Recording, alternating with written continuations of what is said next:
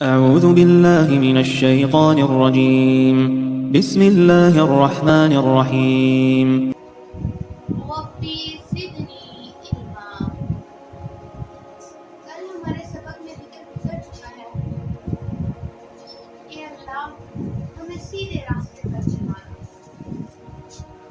آگے بندہ کیا سوال کرتا ہے، بندہ کن لوگوں کا ساتھ مانگ رہا ہے؟ صراط الذین، ان لوگوں کا رستہ، انعمت علیہم، جن پر تم نے انعام کیا۔ اب سوال پیدا ہوتا ہے کہ انعام یافتہ کون ہے؟ ان سے مراد نبی، صدیق، شہید اور صالح لوگ ہیں۔ یہ بہترین ساتھی ہیں اور اچھے رفیق ہیں۔ یہ اللہ کا فضل ہے اور اللہ جاننے والا کافی ہے۔ حضرت عبداللہ بن عباس رضی اللہ تعالیٰ عنہما فرماتے ہیں، مطلب یہ ہے کہ اللہ رب العزت تو مجھے ان فرشتوں، نبیوں، صدیقوں، شہیدوں اور صالحین کی راہ پر چلا جن پر تو نے اپنی اطاعت اور عبادت کی وجہ سے انعام نازل فرمایا۔ غیر المغضوب، ان کا راستہ نہیں جن پر غضب نازل ہوا، علیہم، جن پر۔ اب مغضوب کسے کہتے ہیں؟ مغضوب کا مطلب غضب ہونا۔ اب مغضوب کون لوگ تھے؟ یعنی وہ لوگ جو حق کو جان کر پھر اس سے ہٹ جائیں، حق کو جان کر پھر اس سے ہٹ جائیں، یہ مغضوب لوگ ہوتے ہیں۔ اور اس سے مراد یہود ہے، یعنی وہ نبی صلی اللہ علیہ وسلم کو ایسے پہچانتے تھے جیسے وہ اپنے سکے بیٹوں کو پہچانتے ہوں، لیکن اس کے باوجود وہ ایمان نہیں لائے۔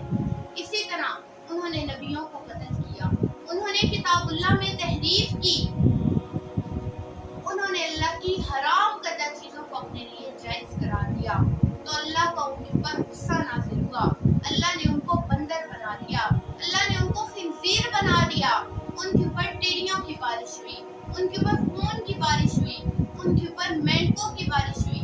اللہ رب العزت نے طرح طرح کے ان کے اوپر عذاب لائے تاکہ وہ شاہد سنبھل جائے۔ وَلَا الضَّالِّينَ، اور نہ گمراہوں کا۔ گمراہوں سے مراد نصارہ ہے۔ انہوں نے بھی 3 خداؤں کا دعویٰ کیا، انہوں نے صلیب کی پوجا کی، انہوں نے بھی اللہ تعالیٰ کی آیتوں پر ایمان نہ لائے، تو اللہ تعالیٰ نے انہیں گمراہ قرار دیا۔ تو ہم اللہ رب العزت سے دعا کر رہے ہیں کہ اللہ ہمیں ان لوگوں کے راستے پر چلانا جن کے اوپر تیرا انعام ہوا، اور ان کے راستے پر نہ چلانا جن کے اوپر تیرا غضب نازل ہوا اور جو گمراہ ہوئے۔ آمین۔ دعا قبول فرما۔ سورۃ فاتحہ کو ختم کر کے آمین کہنا مستحب ہے۔ حضرت وائل بن حجر رضی اللہ تعالیٰ عنہ سے مروی ہے، وہ کہتے ہیں میں نے سنا رسول اللہ صلی اللہ علیہ وسلم غیر المغضوب علیہم ولا الضالین کہہ کر آمین کہتے اور آواز دراز کرتے تھے۔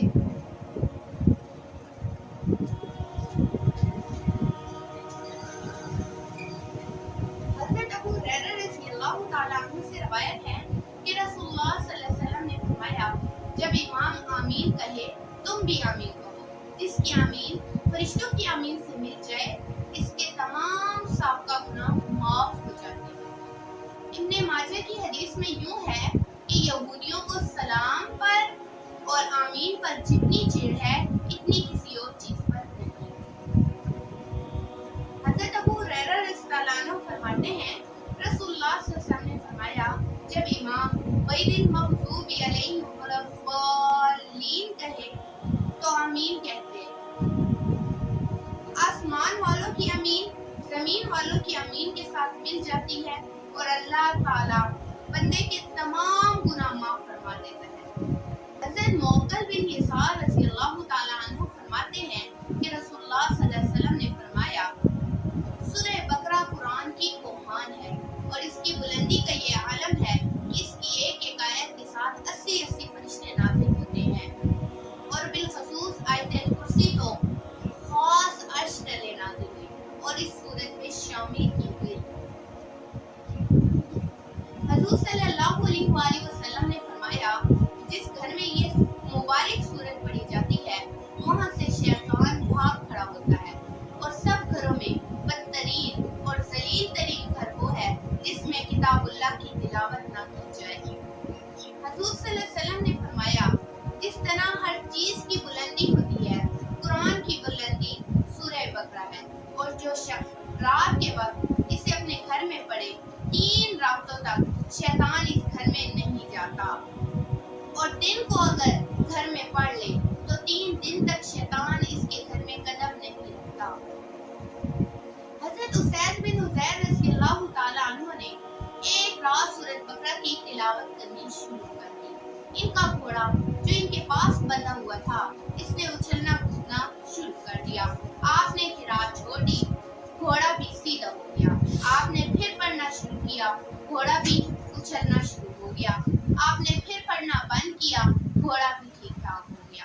تیسری مرتبہ بھی یہی ہوا، چونکہ ان کے بیٹے یحییٰ گھوڑے کے پاس ہی لیٹے ہوئے تھے، اس لیے ڈر محسوس ہوا کہ کہیں بچے کو چوٹ نہ آ جائے۔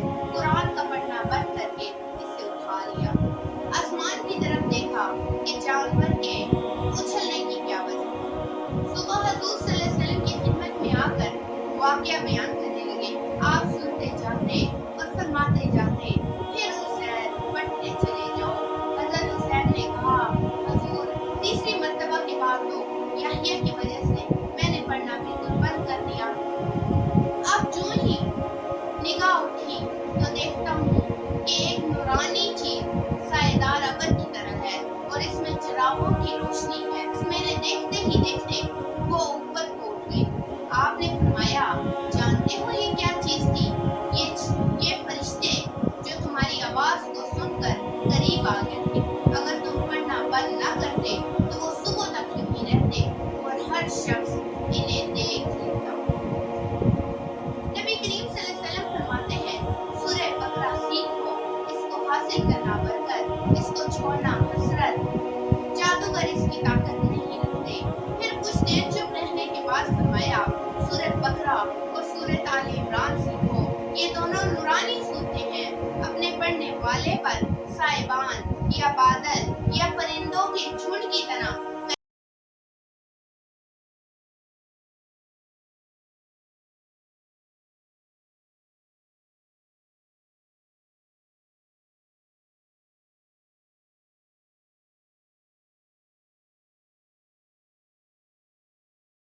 دوستوں اس طرح کی مزید ویڈیو دیکھنے کے لیے چینل کو سبسکرائب کریں، ویڈیو کو شیئر لازمی کریں۔ جزاک اللہ۔